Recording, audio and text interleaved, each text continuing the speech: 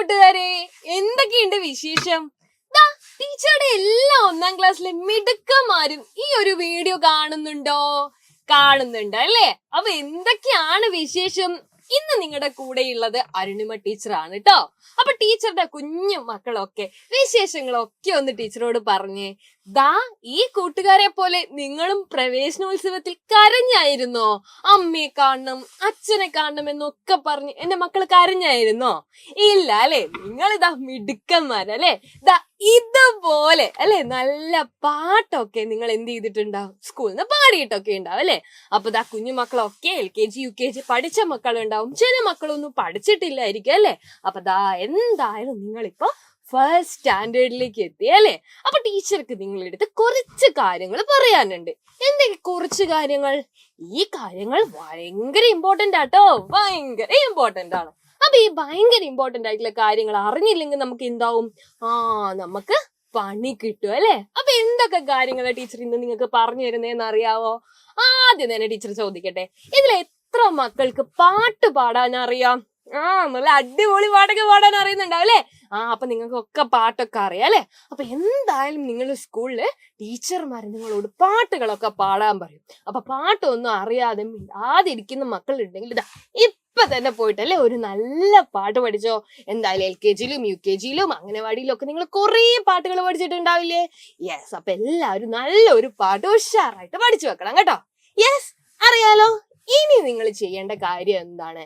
എല്ലാവർക്കും അല്ലെ ABCD എഴുതാൻ അറിയാമോ? എഴുതാൻ അറിയാത്തവരുണ്ടോ? ഉണ്ടല്ലേ? അപ്പൊ നമുക്ക് എന്ത് ചെയ്യണം?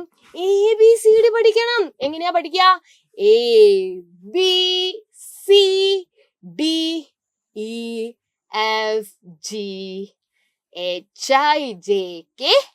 ABCDEFGHIJKLMNOPQ ഇല്ലേ? നിങ്ങൾക്ക് ഓർമ്മയില്ലേ? നിങ്ങൾ ഇങ്ങനെ പഠിച്ചിട്ടില്ലേ? പിന്നെ നിങ്ങൾ വീണ്ടും പാടും അല്ലേ? LMNOPQRSTUVWXYZ. നിങ്ങൾ ഇങ്ങനെ താളത്തിലൊക്കെ പഠിച്ചിട്ടുണ്ടാവില്ലേ? ടീച്ചർ 1ാം ക്ലാസ്സിൽ പഠിച്ചപ്പോ എങ്ങനെയാണോ അതുപോലെ നിങ്ങൾക്ക് പാടി തന്നേട്ടോ. യെസ്, അപ്പൊ നിങ്ങൾക്ക് നല്ല രസമായിട്ടൊക്കെ സ്കൂളിൽ പഠിച്ചിട്ടുണ്ടാവും അല്ലെ? യെസ്, അപ്പൊ അതൊക്കെ എന്ത് ചെയ്യണം? ഒന്നുകൂടെ പഠിക്കണം. ആർക്കെങ്കിലും ABCD അറിയില്ലെങ്കിൽ നിങ്ങൾ എന്ത് ചെയ്യണം? പഠിച്ചു വെക്കണം കേട്ടോ. പിന്നെ ടീച്ചർക്ക് പറയാനുള്ള, ചില മക്കളെങ്കിലും അല്ലെ മലയാളം തീരെ എഴുതാൻ അറിയാത്ത ആളുകൾ ഉണ്ടാവും അല്ലെ? ഒട്ടും മലയാളം എഴുതാൻ അറിയാത്ത ആളുകൾ ഉണ്ടാവോ? അങ്ങനെ പാടില്ല അല്ലെ? നമുക്ക് എന്ത് എഴുതണം? ഇതൊക്കെ എഴുതണ്ടേ? യെസ്, അപ്പൊ മലയാള അക്ഷരമാലയും മക്കൾ എന്ത് ചെയ്യാ? നന്നായിട്ടല്ലേ ഒന്ന് എഴുതാൻ വേണ്ടിയിട്ട് ശ്രമിച്ചു നോക്കുക.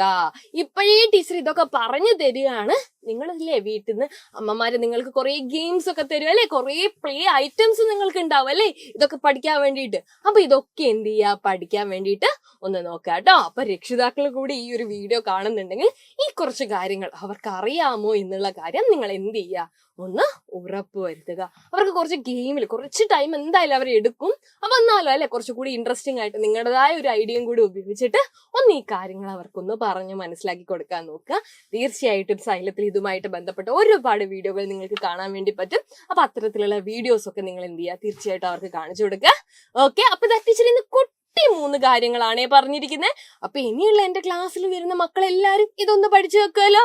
യെസ്, അപ്പൊ നമുക്ക് അടുത്ത ദിവസം വീണ്ടും കാണാം. അവളേക്കും ടീച്ചർ ഒരു കുട്ടി വർക്ക് പറഞ്ഞു തരട്ടെ. എല്ലാരും അല്ലെ ടീച്ചർക്ക് 1 മുതൽ 10 വരെ എഴുതാൻ അറിയാം അല്ലെ? നിങ്ങൾക്ക് എഴുതാൻ പറ്റുന്നുള്ള ആളുകൾ ഉണ്ടെന്നുണ്ടെങ്കിൽ അല്ലെ നിങ്ങൾ അടിപൊളിയാണ്. എഴുതാൻ അറിയാത്ത ആളുകൾ അല്ലെ എന്ത് ചെയ്യുക?